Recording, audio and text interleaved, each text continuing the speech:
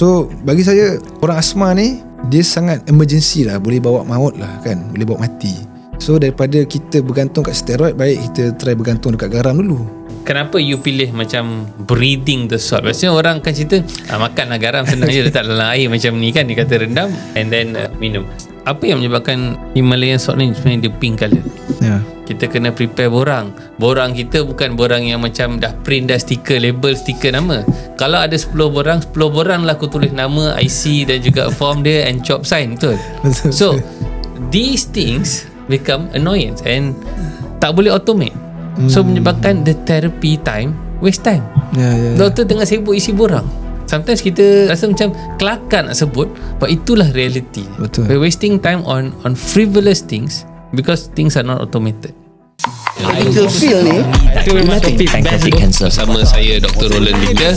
benda yang one of the worst stress can happen bila you makan tak sedap. Doktor, saya punya culture kena makan nasi. Zaman moden. That every second of your life you either earn or learn. Batu Medic Show. Okay, what's up everyone, and selamat datang ke Lesung Batu Medic Show bersama saya Dr. Roland Victor. Dan hari ni you nampak depan saya ada banyak prop. Antara benda yang menarik ialah garam and Himalayan rock salt. So bercerita tentang garam ni, saya jemput satu garam punya expert. Nama dia dikenali sebagai Dr. Garam di social media. Kalau you pergi kepada TikTok, you can search saja Dr. Garam, you akan jumpa dia. So bersama saya Dr. Khairi, good morning to you. Good morning, Dr. Good morning. Apa khabar? Thank you so much lah invite. Selamat datang ke Lesung Batu Medic Show. Dan saya agak teruja melihat inisiatif Dr. Khairi untuk menceritakan tentang garam. Dan before I get to that, kenapa nama Dr. Garam tu? Okay lah, sebelum apa-apa tu saya bukan expert lah Saya just minat garam lah. And dah lebih since 2012 saya dah makan garam ni dengan family apa semua. So kenapa Dr. Garam? Kena start waktu 3 tahun lepas lah. Saya berhenti houseman apa semua. So kita mencari business, nak berniaga apa semua. So since saya 3 tahun lepas saya berhenti houseman tu, itulah saya try buat bekam ke orang kan. Tapi yelah ada eczema apa semua, so tangan saya tak boleh nak pakai glove. So tahun lepas mak saya macam nak tolong saya lah kan, nak bagi fund sikit untuk buat bisnes. So dia kata why not kita jual garam, sebab kita pun dah faham garam kan. So saya buka TikTok account, tulis tukar nama daripada Dr. Garam. Itulah starting dia. Oh nice, that's a nice story. So bila you melihat pada eksplorasi pada garam ni, ada banyak jenis garam kan? Yes. So what made you move or think that garam ni is going to be very important? Okay lah, first thing first, garam Himalaya lah kami pilih. Sebab memang dah since 2012, so first time mak saya pakai garam Himalaya lah, pink salt ni daripada Pakistan. And disebabkan inhaler ni dia sesuai pakai garam Himalaya, sebab dekat gunung Himalaya tu memang ada salt caves, and dia orang dalam cave tu ada garam Himalaya, dan dia sesuai untuk buat breathing, untuk rawat apa-apa breathing problems lah. So garam lain macam Celtic salt apa semua saya tak pernah try lagi lah. And macam kita nak buat air mineral pun daripada garam Himalaya juga. Ada tak air mineral yang untuk minum daripada garam Himalaya? Kiranya kita kena rendam lah macam ni lah. Ni prop dia. Kita kena rendam satu malam, so that air tu dia akan maintain 26% kepekatan garam tu. So bila 26% baru kita tak 2 sudu kecil dalam 250 ml air kosong. Okay. Basically dekat US diorang panggil Sole water tau. Sole water. Sole, S-O-L-E. Okay. Bila kat Malaysia ni saya nak panggil Sole, diorang tak faham. So saya tukar nama, labeling je lah, air mineral DIY. So tahun lepas first time lah saya viral kat TikTok. Okay. So diorang macam, oh boleh buat air mineral sendiri boleh lah, yang penting pakai garam asli lah. Betul. So ramai orang tak tahu that bila kita lihat pada alkaline water, actually semua air mineral ni ialah alkaline water. Sebab based on the mineral concentrate, kebanyakan mineral yang dikandung dalam garam ni ialah ada sodium chloride. Garam Himalaya pun ada sodium dengan chloride kan. Betul. And then mungkin ada penambahan mineral lain, mungkin potassium, magnesium sedikit, dan sebagainya. So all of this, like it or not, kalau kita tengok pada jadual berkala, dia akan belong pada logam-logam beralkali. Yeah. Okay. Alkalite metal. So sometimes kena bagi tahu kepada even the doctors kan, kena balik kepada kimia tingkatan 4 dulu and understand that where these minerals are situated in the periodic table. So baru kita akan fikirkan, these are alkalite salts. Yes. Kalau alkalite salts ni dalam air, automatically dia akan jadi air beralkali. Already alkaline water already. Dia akan naik 8.5 macam tu lah. Tetapi nak tanya, since you were very specific about the percentage tadi kan, so apa perbandingan dengan kalau macam air laut kalau diminum? Concentration dia lagi tinggi. Sebenarnya air laut dia tak tinggi tau. Dia 3.5% je. Tapi yang paling tinggi dekat Laut Mati lah, Dead Sea. Dekat belah apa tu, kat Arab sana lah kan. Yang tu 35%. Okay. So basically kita rendam kiranya 100 ml air kosong, kita akan rendam dalam 100 gram garam, dia akan sampai saturation limit tau. So contohnya letak 100 gram garam dalam 100 ml air, 26 gram je yang akan dissolve ke dalam air tu. Yang lain dia akan stay. Dia akan stay je as rock macam ni lah kan. Dia akan stay macam ni lah. So kiranya kita boleh sukat lah dengan lebih detail. So setiap 250 ml air kosong, kita letak 2 sudu, dia akan dapat 1%. Sama macam badan kita. Badan kita kan 0.9% kan. Correct. Macam tu lah. So badan kita ni, yang kita tahu, just again, kita punya pengaliran darah ataupun sistem darah kita pun memang ialah alkali. Darah kita memang alkali. Antara pH dia antara pH 7.34 sampai 7.45. So this is always the buffer state of our blood. So bila orang tanya kan, always di soalan boleh tak minum alkaline water? Maka air yang ada garam dah memang ada dah. Already alkaline already. So acidity tu hanya dekat bahagian perut saja. Darah kita tetap akan duduk dalam situation alkaline. Okay, faham. Okay, so searching yang journey ni kepada something new. Okay, that's the interesting thing dalam the business aspect. Okay, going back to the journey to go to salt, you did mention tadi tentang eczema. How long telah anda alami eczema ni? Sebenarnya daripada kecil lagi doktor. Tapi dia hilang waktu saya rasa darjah 5 darjah 6 tu dah tak ada lah. And then sampailah 7 years ago, around 2019 lah. Masa tu masih tengah belajar ke apa? Masa tu baru grad. Lepas tu balik Malaysia, and then kahwin. Kahwin 2018, lepas tu grad 2019. Kira balik Malaysia dah, tiba-tiba dia naik tau kat kaki, satu spot je. So saya tak pastilah sebab apa kan. And then dia makin teruk. So bila saya masuk Houseman 2019, hujung tahun 2019, dia dah start meneruk lah. Tapi itulah, saya nak selitkan sikit lah. Waktu saya first time masuk Houseman 2019, first department saya ortopedic. Okay, so waktu tu first department lah kan, memang blur lah. Kena nak present, lupa macam-macam. Lepas tu saya ingat lagi ada satu sekali ni, my specialist Mr. Prabu, dia suruh saya present banyak patient tau, sebab dia tengok saya ni blur sangat. Lepas tu dia nak test, kau ni betul blur kan? Memang saya tak boleh nak present satu pun. Lepas tu dia bagi saya satu homework.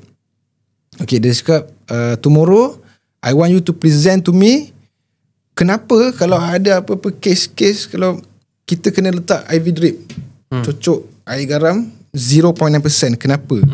Waktu tu macam saya pun tak pernah terfikir lah kan 0.9%. So daripada situ, itu macam first time lah saya terdetik garam ni penting sangat. Kalau kita cocok IV drip orang tu daripada rasa nak pingsan, dia boleh sedar. Isotonic punya position kan? Isotonic lah. So what was your finding masa tu? Tak jumpa tau. Saya tak jumpa. So kena marah lagi lah. So sekarang ni baru saya faham lah, badan manusia dia 0.9% garam. Dia tak boleh kurang, tak boleh lebih. Kalau lebih boleh hypertension and so on lah.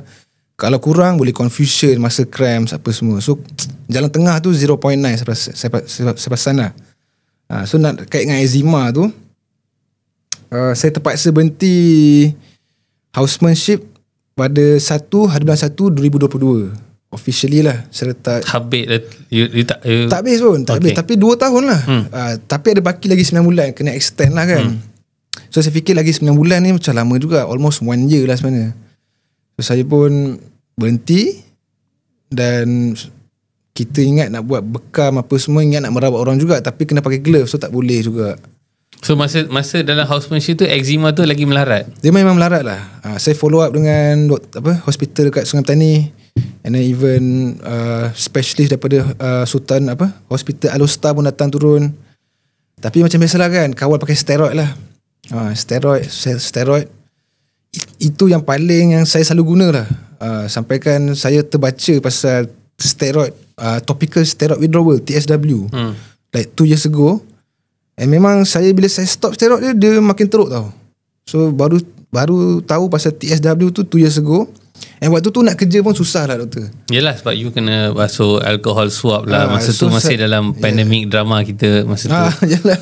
So a lot of sterility tu jadi something very very big. And then you are in the technically dalam the trenches lah, dalam ward. And then kena pakai PPE, lepas tu sanitation terlampau high. So all of this pun ada mixture. I rasa macam, do you think that I kind of feel that sometimes the job nature masa tengah buat housemanship ni memang very stressful. Betul. Saya pun tak dapat nafikan masa zaman houseman pun you feel very very very stress because kerja 36 jam non-stop masa zaman kita. Lepas tu you don't go back, you are out of family, tak ada family dekat you. And then kadang-kadang ada simptom-simptom macam immune system ni, dia akan respon dengan lebih agresif masa tu. Kalau ada immune history macam ada eczema, psoriasis, autoimmune dan sebagainya, kadang-kadang disebabkan tekanan kepada sistem kita, our mental and physical state tu menyebabkan autoimmune get triggered. Itulah. Saya memang stres tu memang tak boleh nak dinafikan lah. Memang stres gila lah. Satu lagi, saya quit pun bukan sebab eczema sajalah. Memang hujung-hujung 2019 tu, nak masuk 2022 tu, saya rasa saya macam makin depressed lah. Nak pergi kerja pun demotivated. Saya jenis yang tak pernah tahu nak fikir nak quit. Tak pernah. Kawan saya, orang lain kata setiap hari rasa nak quit. Tapi saya tak pernah. Tapi bila saya rasa nak quit tu, dia kuat sangat. So kata okey lah, kita quit lah sebab dah ada PSY jugalah. Makan ubat sampai ke situ sekali macam tu. Sampai situ lah, sampai makan anti-depression, anti-anxiety lah. Tapi pil tu saya degil. Saya makan 2 minggu 3 minggu saya buang lah. So bagi saya macam tak function lah. Makin hayal pula orang kata lah. Lepas tu nak kerja lagi kat ward. Waktu tu nak kerja lagi. So macam tak apalah, biar aku depress sikit daripada aku macam lalok-lalok ni kan. So tapi ada tak bantuan yang mereka provide macam tu? I mean, like, macam ada some form of adalah counselling. Yes, ada. Dia orang memang bagilah counselling. And then dengan doktor psychiatrist. Emang setiap minggu macam tu lah. Kalau nak jumpa bila-bila pun boleh. Tapi bagi saya eczema tu lagi kacau. So saya nak pakai glove tak boleh. So saya fikir kalau saya kerja macam ni pun saya stres. Lepas tu asyik MC juga, asyik susahkan klik. Saya better saya berhenti dulu. Sakit-sakit pun better kita solve diri kita dululah kan. Daripada sakit nak rawat orang, kita yang lagi sakit pula. Betul. Itu saya fikir macam tu lah. So mak saya, my wife semua support lah. Sebab dia tengok my condition pun makin teruk. Did they allow you to pause untuk macam okay, just take a break? Sebenarnya saya pause lah. Saya pause. So saya fikir kalau dah sihat nanti saya nak sambung balik. So sekarang ni dalam period yang macam bagi saya dah 95% hilang lah eczema. Tapi saya nak 99%. Baru saya akan apply balik lah. So kalau apply balik boleh sambung ke? Memang daripada awal lah. Start balik. Start daripada awal lah. Start from scratch.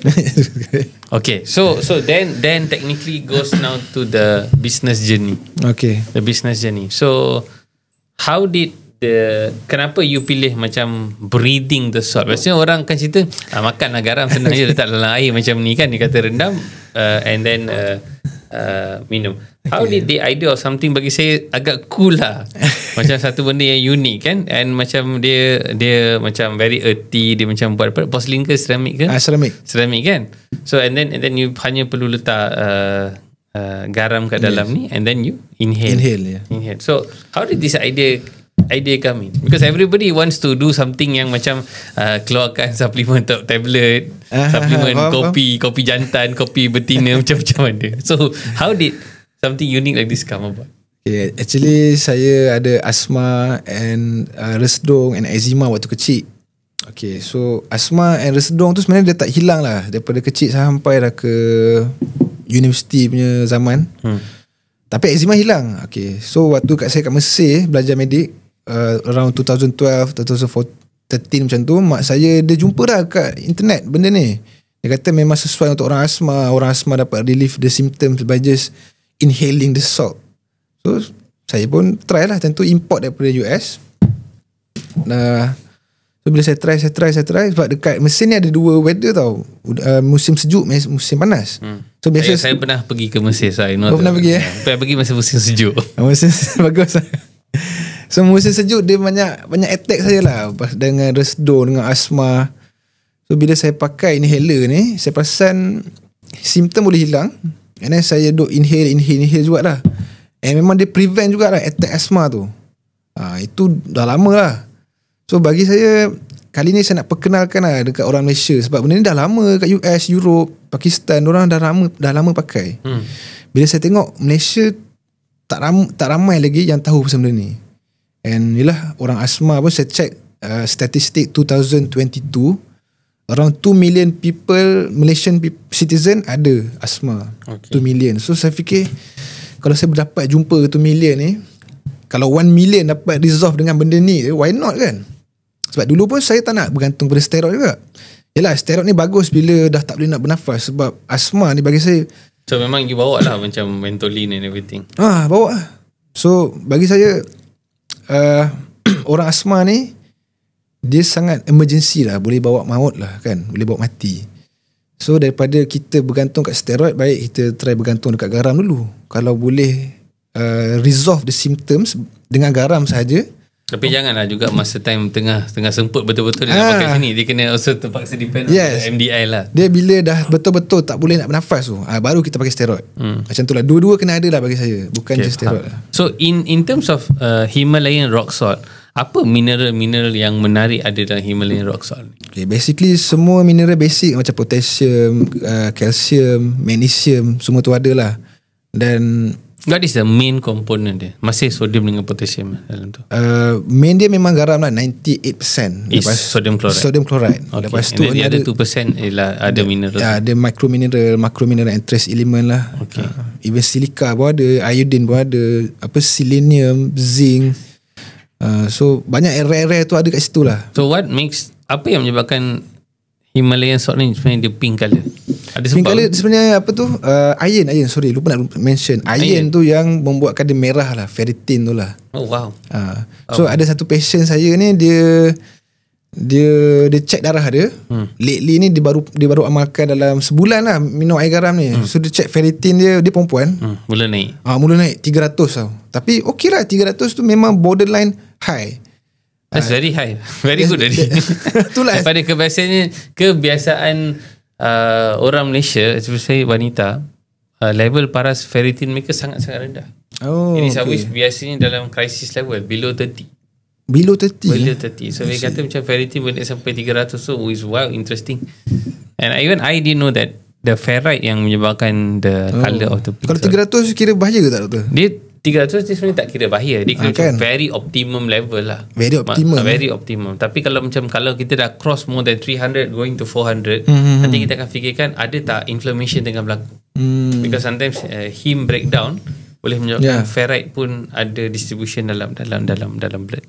Okay, so we think then is okay, is that infection or massive inflammation? I see. So for me, I always like to keep people dalam lebih 100, dalam bawah 200 lah.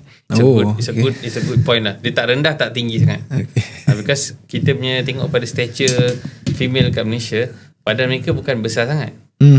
So they're not physically very built macam Caucasian punya female. Okay. So then we need to also understand that benchmarking tu, okay, how much of hem they will need. How much of RBC dia perlukan untuk to fit their volume.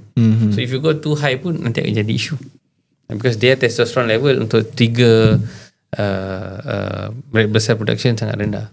Erythropoietin production akan mungkin tak setinggi Caucasian or male. Oh okay. Caucasian. Tu yang menarik bila buat functional medicine. Kita kena fikir a lot of narrative or a lot of things kita kena factor. We kena factor the genetic factor. We need to see the topography, the geography, how is the physical of the gene. A lot of things we need to think about. Because it's not just like macam just looking into index. We will think more than that. Okay, going back to the salt again. One thing yang ramai mungkin tak tahu, Himalayan punya rock salt ni actually datang daripada laut. Dulu dia lah satu laut. Dulu yang benua India yang kita nampak sekarang ni, sebenarnya dia macam satu pulau yang cukup besar dan jauh. And dia bila berlaga dengan the Eurasian plate telah menyebabkan banjaran Himalaya itu terbentuk. So all these rocks and semua yang daripada gua-gua mereka jumpa semua is all dulu sebenarnya ialah lautan. Lautan kan, ya. Lautan. So they are technically macam satu preserved salt yang wujud dalam pergunungan. And interesting fact, the Himalayan range sampai sekarang ni masih semakin lama makin meninggi. So kalau kita tengok macam 2-3 hari minggu lepas bila ada bencana dekat Myanmar, Thailand, everything, it's because of the Indian plate was still moving upwards. I see. Okay. So kiranya stok garam tu macam sentiasa ada lah kan? Stok garam tu adalah memang technically satu stok garam yang betul-betul purba lah. This is like millions of years ago punya thing. We're not talking about macam Ice Age even. Kalau Ice Age yang the last Ice Age, they call it the last Holocene, tu pun berlaku macam 40,000 tahun lepas. So it's a very different. It's far. 40,000 tahun lepas nampak macam jauh, tapi kalau kita ikut pada jangka hayat bumi ni, benda tu macam satu saat je. So it's a thing. Okay, so knowing that housemanship journey was bagi saya macam challenging lah untuk you. I mean, you had, I would say, decent experience, and I realised that at least good that you masih ada semangat to go back. Because the country masih perlukan ramai banyak sangat doktor untuk practice secara aktif. Tapi leaping off, macam dia kata, okay, ada satu percubaan, okay, after that I still nak berkhidmat dari segi buat rawatan. Mungkin not mainstream, mungkin allopatic masa tu, tapi something alternative. Mungkin you dah belajar, you nak aplikasikan apa you telah belajar bertahun-tahun, belajar jadi medical doctor, and then that 2 years or 2.5 years in housemanship, that you still feel like there's still a creed lah, akhir I nak practice lagi. And now I rasa macam going into that online journey lebih kepada macam educational still giving a lot of medical education, viewpoints and everything, which I think is good. Apa sebenarnya dalam housemanship yang menjadi satu cabaran sekarang kita lihat dalam sistem kesihatan kat Malaysia ni? You are technically, bagi saya, junior lah. Okay. You are experiencing the real time apa tengah berlaku dalam situation krisis masa time pandemic and post pandemic. Until you decided, you know what, I call it quit for now. I need to heal myself. What did you see? What are our junior colleagues, what our young doctors going through? Waktu tu saya perasan lah, the first year of my housemanship lah, saya perasan memang banyak kena adapt, banyak kena belajar. Yang tu pun dah stressful lah. So bagi saya tahun kedua tu okay, dah boleh adapt, dah boleh present case, dah boleh cakap dengan senior, dengan specialist. So bagi saya, tapi waktu tu ramai lagi houseman doktor. Sekarang ni saya dengar dah makin kurang lah. So saya pun nak masuk pun, saya fikir banyak kali juga nak masuk kan. Takut the burden of kurang doktor tu pun overload pula nanti. Takut kita patut balik pukul 10 malam jadi balik pukul 11.30 pula, pukul 12 kan. Masuk pukul 5 lah. Masuk dah pukul 5, 6 pagi, 5 pagi. So bagi saya tak tahu lah, stress tu sama sajalah kot. Mungkin hari ni pun sama, cuma dia tambah overload tu lah kot. Sebab tu saya dengar sekarang ni, tak saya dah start lah kan, dah 1 year of housemanship, terus dapat junior MO after 1 year je doktor. 1 year je? Dah start lah. I think tak ada lah. I think masih mungkin 2 tahun lah. 2 tahun. Dia memang 2 tahun, tapi dia kata after 1 year dah kira habis houseman. Lepas tu the next year tu you are being junior MO. Okay. Saya tak pastilah APC tu dapat after 1 year ke tak lah kan. Tapi mereka boleh tinggalkan sistem ke dalam 1 tahun tu? Kalau dia nak, dia tak boleh kan? Dia tak boleh, dia kena habiskan 2 tahun jugalah. Baik dia kata senior HO daripada junior. Dia macam senior HO lah. Sama je. And in your time, were you all given the contracts? Kontrak dah start dah. Dah start dah. You pun dalam kategori kontrak tu. So macam memang ada yang dapat full jawatan tetap, ada yang masih dalam kontrak lah masa tu. Kawan saya 50-50 lah. Ada yang dapat, ada yang tak dapat lagi lah. Okay. So masa tu memang make a feel lah. Macam ada yang dapat gaji lebih, ada dapat kurang. Ada feel tak pinch tu macam masa tengah bekerja tu? Saya tak pasti lah sebab saya tak rasa benda tu. Tapi bila saya sembang-sembang dengan kawan saya, memang benda tu macam satu debate yang panas lah. Ada tak benda tu menjadi macam satu motivation ataupun demotivation kepada the whole gang of doctors yang tengah kerja dalam macam saya tak kisah sangat lah dapat kontrak ke permanent ke, sebab bagi saya lagi suka kalau dapat keluar daripada KKM. Mungkin nak dapatkan lesen tu sebagai official doctor, and then kita keluar so that kita belajar lagi banyak lah. Macam certain kawan saya, dia betul-betul fokus satu department, dia nak jadi specialist. So nak tak nak, kalau boleh dia nak stay lama lah kat KKM and dapat belajar lagi banyak. Saya more tu macam general lah, macam GP life macam tu lah. So untuk saya tak terkesan sangat lah. Understand. So kawan saya lah yang memang ada seorang kawan saya ni betul-betul in surgical department. Dia sangat bagi saya sangat minat lah. Minat dan padu lah. My specialist suka dia, tapi last tak dapat permanent. Lepas tu dia pun macam seakan-akan merajuk lah, terkesima kan, tak dapat. Kawan lain dapat. Lepas tu dia pun keluar daripada KKM jadi GP. Tapi dekat GP tu dia still buat minor surgical lah, minor surgeries lah. So dia memang telah berkhidmat dalam, lepas dia jadi MO, dia berkhidmat dalam surgical department for couple of, saya rasa 5 tahun MO ada. Oh, tu memang kira dah macam dia dah jadi mini surgeon. So biasanya kalau macam pengalaman kami pun masa kerja dalam KKM kan, so some of them memang seperti apa you katakan, masa tu this is talking about what 13-14 years ago.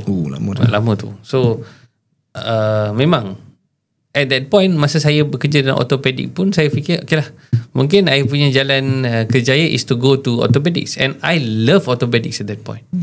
But bila I dapat kena tukar posting, saya dihantar kepada pentadbiran.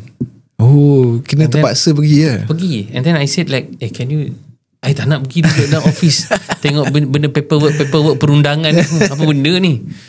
And then tak boleh tukar dulu, sabar, duduk dulu, nanti kita cuba pindah you balik pada hospital. And then you become like, you know what, maybe this is something different. And masa tu my view was maybe the system needed something, a different kind of medicine. And then I started exploring to functional wellness, regenerative medicine, and then kita evolve pada going out, like what your friend said, going out into general practice, tapi having niche yang berbeza, looking into functional, looking into hormones, looking into benda-benda yang kita jadi pula macam in between GP dengan specialist. In between. So when we're not seeing cough and cold, tapi kita lihat satu perubatan yang sangat holistic. Maksudnya bila you perasan masa dekat hospital, katakan dalam clinic visits ataupun clinic days, satu hari kalau klinik tu mungkin ada 200 tiket ada. Betul tak? Ya, betul. Kadang yang ada mungkin ada 3 MO, ada 7 houseman, 1 specialist atau 2 specialist, and then we have to clear like 200 tickets before lunchtime or before 5. Before 5. Okay, so kalau bahagi pun dengan 10 pun, seorang tengok 20 patient. Adakah ini bukan patient yang datang untuk batuk sesama ataupun sakit perut yang mungkin dalam 10 minit dah boleh settle. Betul. Ini melibatkan patient yang kena buat preparation pada surgery. Kita kena prepare borang kita bukan borang yang macam dah print dah stiker, label stiker nama. Kalau ada 10 borang lah aku tulis nama, IC dan juga form dia and job sign. Betul. So these things become annoyance and tak boleh automate. So menyebabkan the therapy time waste time. Doktor tengah sibuk isi borang. Sometimes kita rasa macam kelakar nak sebut, but itulah reality. Betul. We're wasting time on frivolous things because things are not automated. And then patient mengeluh, Datang pukul 3, jumpa doktor 4.45. Dah jumpa 50 minit, makcik tunggu kat luar. This is the reality. It's the reality. And then patients feel like they are waiting sana untuk 3 jam, 2 jam. Only to know that doctor has to see 20 by person, jumpa 20 patient. And bukan patient yang datang dengan osteoarthritis, kau kena examine, kau kena ni. Ada orang kena buat preparation untuk injection, injectable, tulis prescription lagi lupa. Itulah. So lebih banyak masa kita spend untuk documentation daripada masa untuk jumpa patient. So this is the thing that I would say, like one big thing is the automation dengan ada teknologi semua sekarang. Kena adapt lah. Jangan kita macam terlampau old school. Kita invest banyak dalam ubat, tapi kita tak invest kepada the quality of care with the patient, the emotional. Ya, betul. Memang hilang lah part tu. Sebab terpaksa layan dekat 200 patient macam doktor cakap kan. Memang saya 2 tahun sebagai houseman pun tak pernah fikir emosi tu lah. Sampai kan Kita kesian because sometimes kalau orang datang kat General Hospital, mereka bukannya datang dekat. Ya, memang. Ni bukan Kuala Lumpur. Ya. Kalau area Perak, saya bekerja kat Perak, ada patient yang memang kena ambil dia kena ambil ferry ataupun ada bot kecil. Saya kerja kat Teluk Intan, ada orang yang kena seberangi sungai macam Sungai Perak semua untuk datang. Allah. And dia akan kata, doktor, boleh tak kita handle klinik sebelum pukul 5? Pukul 4 ni kena ambil taksi, kena pergi kat JT tu untuk crossover. If I don't crossover, I am stuck in the hospital for the next day until tomorrow. There is situation macam tu. Ni bukan Sabah Sarawak Semenanjung kat Teluk Intan lah. Because ada certain areas yang kena cross. And they cannot cross, they stuck. Kesian. So dia bagi saya, kalau benda ni macam tahun 1995 ke 2000 ke, I can understand lah. But we still having this kind of thing. Macam benda yang mungkin tak perlu datang ke klinik, kita boleh buat macam video consult. Maksudnya 15 years ago dengan today lebih kurang dah situation dia. Tak berubah. Lagi teruk je situation lah. Because kenapa? Patient overload. Kalau kos kesihatan semakin lama semakin meningkat, patient akan terpaksa roll back kepada sistem kesihatan awam. Kalau burden tu, kau tambahlah berapa banyak houseman pun, selagi you don't facilitate untuk jaga kesejahteraan kesihatan, educate, which you and I are doing, we're trying our best to do that, to create awareness untuk jaga the primary health tu secara individu dulu, baru kalau betul-betul teruk, baru at least kurang traffic kalau dalam sistem kesihatan, at least doctors boleh spend lebih quality time. Now bila dia akan jadi isu supply and demand, lagi banyak orang sakit, orang pergi kepada sistem kesihatan awam sebab kos terlampau murah. And then ada yang berkemampuan pergi kepada kesihatan swasta, private. But even now the private is becoming packed. So there will be an issue of demand and supply here. Kat sini lagi pack lah. Lagilah demand dia akan naik, lagilah kos akan naik. Saya nak tanya satu soalan doktor. Boleh. Sebab kalau doktor dah cakap 15 years ago until today sama, even worse, makin teruk lah kan. Dia bukan makin teruk of because of quality. It's not about the quality. It's the quantity overload. Okay, sama tak? Soalan saya sama. Quantity makin ramai orang sakit kan. So sebenarnya apa punca dia? Saya rasa bukan automated ke apalah, tapi mungkin saya sendiri mengakulah.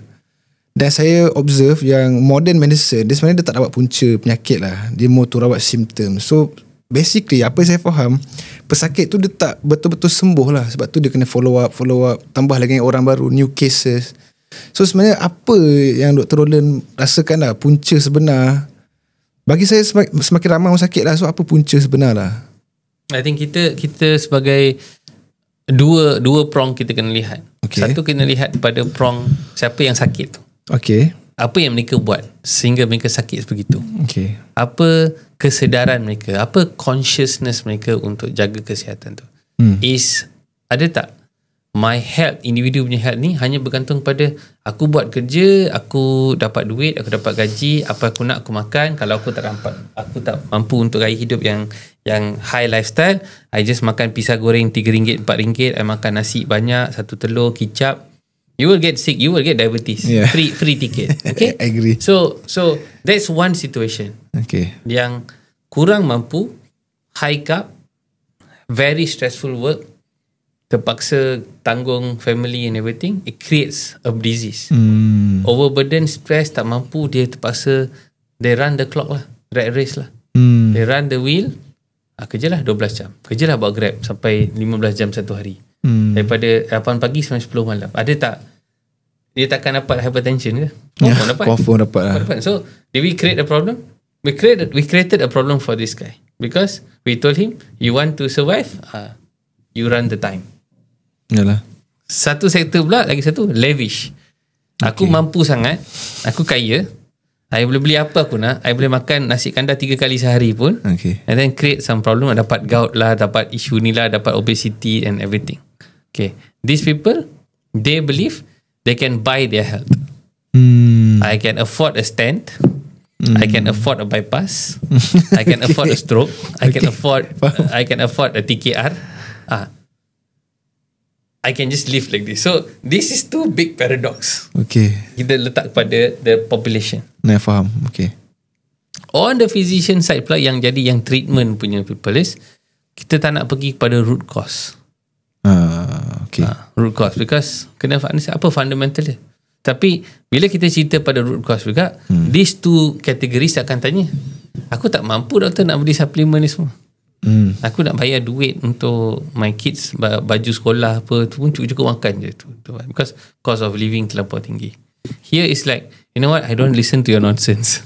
I can buy my health, I can buy a TKR, I can buy this 100,000, I'll pay. So this pun ada system of abuse. So there must be some form of merit, macam some taxation kind of concept. Okay. Where you cannot discount your health. You must be accountable for your kesihatan tu. Dan cara nak buat benda tu mungkin kena event macam something yang boleh improve the lifestyle. So you ada macam perks, ada reward system supaya you jaga kesihatan you. Macam orang pergi derma dakwah, dia ada kupon kan. Dia cok dia ni dapat first class punya hospital bed ke apa macam tu. So there has to be something yang kena ada merit, that macam kita tak boleh just biarkan orang je sakit because I can get sick, I can choose to get sick. So then the system akan recalibrate. Tapi benda ni takkan berlaku dalam setahun 5 tahun. Yes. This is talking about macam 2 decade punya operation. Kena ada macam satu nation kena fikir, kalau jadi macam negara macam Switzerland ke, nak jadi macam negara-negara macam Scandinavian ke, yang ada macam very good health policy, mungkin satu doktor hanya jumpa 10 patient satu hari. So you have time to duduk dengan patient. So the cost tu akan shared. Tapi kalau cost ni sekarang ni semua sakit, the way to tai chi the patient is, bagilah ubat. Sorry doktor, nak celah sikit lah. Sebab bila doktor kata abuse kan, bila lavish punya people ni, 100,000 tak kisah, dia campak je duit kan. Sebenarnya bagi saya dekat orang kata free medication ni, free health, itu pun satu masalah. Itu pun satu masalah kan. Orang abuse juga kan. Betul. Sebab ada senior saya dah, dia memang recommend setiap patient ni at least bayar RM10. Baru dapat RM10 itu masih lagi murah. Kalau masih lagi murah lah guys. Kalau nak makan mana-mana kat fast food pun tak dapat RM10. Betul. So it's this lah. The abuse is the abuse system because people say, I'm a taxpayer, I'm a citizen, aku qualified untuk treatment RM1, qualified untuk treatment RM5. Yes, but how long kita boleh biarkan macam tu? If you access the system, you will have to wait for 4 hours. By all means wait 4 hours. Tapi there is another issue di mana people tak understand time value dengan health dia. So dia ada macam satu quantum, ada calculation on all of this. So itu is something of my interest lah. Bila tengok pada policy kan. So masa I did after my housemanship, MOship, I pergi buat my masters dalam healthcare management. So when I start seeing the numbers and I realize like the system cannot sustain on itself. Ya memang. Saya setuju lah. Exactly. Okay, balik pada your journey entrepreneurship now. Okay. Sekarang dah ada berapa produk dah sekarang on your card? Okay, basically kami jual garam, sama je, garam Himalaya juga, tapi dia ada 3 konsep berlainan lah. Okay, the first thing is inhalation lah, udara garam. Okay, nombor 2 adalah air mineral. Dan nombor 3 yang ni untuk mandian garam lah. Okay. So the effect kat 3 tempat lah. Satu, udara for the sistem pernafasan. Lepas tu air mineral untuk general hydration satu badan kan. Lepas tu external use untuk mandi, macam mandi air laut lah orang kata. So kalau macam gunakan yang bathing salt ni, so rendam untuk rendam kaki ke ataupun Dua-dua boleh. kalau ada tak besar tu dia boleh celup dengan air garam ni? Kalau ada tak besar lagi bagus lah. Satu badan boleh rendam kan. Kalau tak boleh rendam kaki pun orang kata dah cukup membadai lah. Because certain trace mineral macam magnesium tu dia akan masuk dengan zinc, dia akan masuk dalam kulit jugalah. So magnesium pun dia akan bagi anti-inflammation, dia akan bagi muscle relaxation. Betul. So where can someone get this? Macam mana nak dapat all these products sekarang? Okay, kami sekarang 100% online lah. So Okay. 100% online. Boleh dapat kat website kami salvadorwellness.com atau Salvador Wellness. Nanti kita akan letak the link dulu. Okay. So nombor 2 TikTok Shop lah. Kat situ yang paling orang exposure kat situ paling banyak lah. So dalam TikTok shop ialah Dr. Garam. Saya punya nama Dr. Garam ataupun @Dr. Garam Himalaya. Dr. Garam Himalaya. Yang A itulah. Okay. So if people yang nak beli, dia boleh pergi kat sana, ada beg kuning semua lah. Ya, beg guna semua ada lah. Okay. So do support Dr. Garam Okay, on his journey. So ada planning untuk innovate new products ke akan datang ke? Sebenarnya ada macam contoh sabun. Sabun nak buat untuk orang eczema kan. Sebab saya baru perasan ada satu sabun ni dia pakai garam Himalaya, tapi kalau pakai garam dia kasar. So bila kita sapu nanti dia akan merah-merah tu. So Okay. irritate for the skin pula. Yeah. Dia So buat dia- abrasion lah. So dia campur shea butter. Okay. Shea butter pun sesuai untuk kulit juga. So itu the next project lah. Okay. Good. Sabun lah. Sebab tu- Congratulations on that journey. Good luck to that. So any last words before we wrap up our session today? Last word lah. Saya macam Dr. Roland cakap, kalau kita nak jaga kesihatan tu, kita kena sedar dirilah kesihatan kita. Kalau kita tak mampu, kita kena mampukanlah macam mana pun lah kan untuk jaga kesihatan. Kalau kita terlebih mampu pula, janganlah kita pergi makan semua benda pula. So bagi saya Balance lah tu. balance. Supaya tak menyusahkan doktor-doktor kat government tu. Makin ramai kan. Itu je lah saya rasa. Okay. Terima kasih Dr. Khairi. Terima kasih juga Dr. Roland. Okay, for sudi datang hari ni kat Lesung Batu Medic Show. So, take home message hari ni ialah sebenarnya ada banyak benda yang benda nampak simple, tapi kepelbagaian penggunaan satu garam yang simple saja boleh gunakan untuk pernafasan, untuk circulation, and also sebagai some form of element of relaxation bila kita rendam kaki untuk kita gunakan. So thank you so much kerana menonton episod Lesung Batu kali ni. So jangan lupa like, subscribe di TikTok, Facebook, Instagram dan juga YouTube. And also on 12080 adalah satu magazine, majalah yang kita boleh baca konten-konten daripada Lesung Batu Medic Show. Sehingga kita bertemu di episod yang akan datang, kita lesung kau-kau.